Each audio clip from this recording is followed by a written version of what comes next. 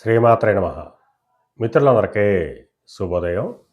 ఈరోజు శ్రీ విశ్వావసునామ సంవత్సర పాల్గొన బహుళ ద్వాదశి ఆదివారం. ఈరోజు శ్రవణ నక్షత్రం. ఈరోజు మార్చి 15, 2026 తేదీ ఆదివారం. ఈరోజు దుర్ముహూర్తం సాయంత్రం 4:34 5:21 వరకు ఉంది. వర్జ్యం ఉదయం 7:27 9:08 వరకు వర్జ్యం ఇవ్వడం జరిగింది. ఈరోజు పంచాంగరీత్యా ఈ రకమైనటువంటి ఫలితాలు గోచరిస్తున్నాయి.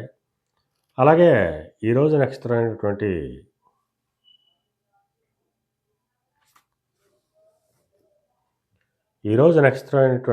శ్రవణ నక్షత్రం ఎవరికి తారాబలం కుదురుతుందో మనం పరిశీలించినట్టయితే అశ్విని, కృత్తిక, మృగశిర, ఆరుద్ర, పుష్యమి, మక, ఉత్తర, చిత్త, స్వాతి, అనురాధ, మూల, ఉత్తరాషాఢ, ధనిష్ట, శతతార, ఉత్తరాభద్ర. ఈ నక్షత్రంలో జన్మించిన మన మిత్రులందరికీ కూడా ఈరోజు నక్షత్రం శ్రవణం అనుకూలంగా ఉంటుంది. అందువల్ల ఇప్పుడు చెప్పినటువంటి నక్షత్ర జాతకులందరికీ ఈరోజు శుభకరంగా ఉండే అవకాశం ఉంది.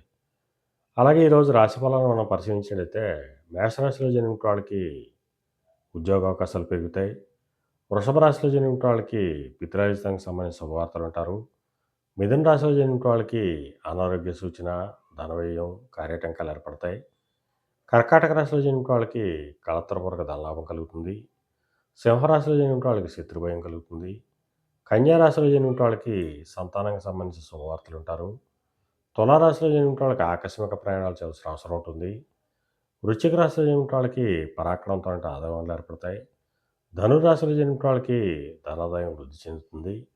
మకర రాశిలో జన్మించిన వాళ్ళకి ఆరోగ్యం చేకూరుతుంది. కుంభరాశిలో జన్మించిన వాళ్ళకి అనారోగ్య సూచన, ధనవ్యయం, కార్యటంకాలు ఏర్పడతాయి. మేన రాశిలో జన్మించిన వాళ్ళకి చేసేటువంటి వ్యాపారాలు లాభసాటిగా సాగుతాయి. ఈరోజు ద్వాదశ రాశి యొక్క ఫలితాలు ఈ రకంగా తెలియడం జరిగింది. అలాగే ఈరోజు ఆదివారం.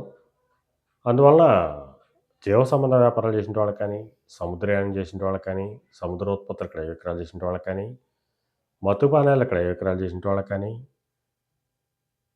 వైద్య రంగంలో ఉన్న వాళ్ళకి కానీ ఈరోజు మిక్కిలి శుభదాయకంగాను లాభదాయకంగా అవకాశం ఉంది. అలాగే ఈరోజు ఆ సూర్య భగవాను ఆరాధించిన, స్వామిని అభిషేకించిన సర్వశుభాలు కలుగుతాయని చెప్పి శాస్త్రీత్యా తెలియజేయడం జరుగుతుంది. అలాగే మళ్ళా రేపటి శుభోదయం కార్యక్రమంలో మరిన్ని విషయాలు తెలుసుకుందాం. అంతవరకు మన మిత్రులందరికీ మరొకసారి శుభోదయం. ఇట్లు మీ పెదబాబు సిద్ధాంతి, గొల్లల మామిడాడ.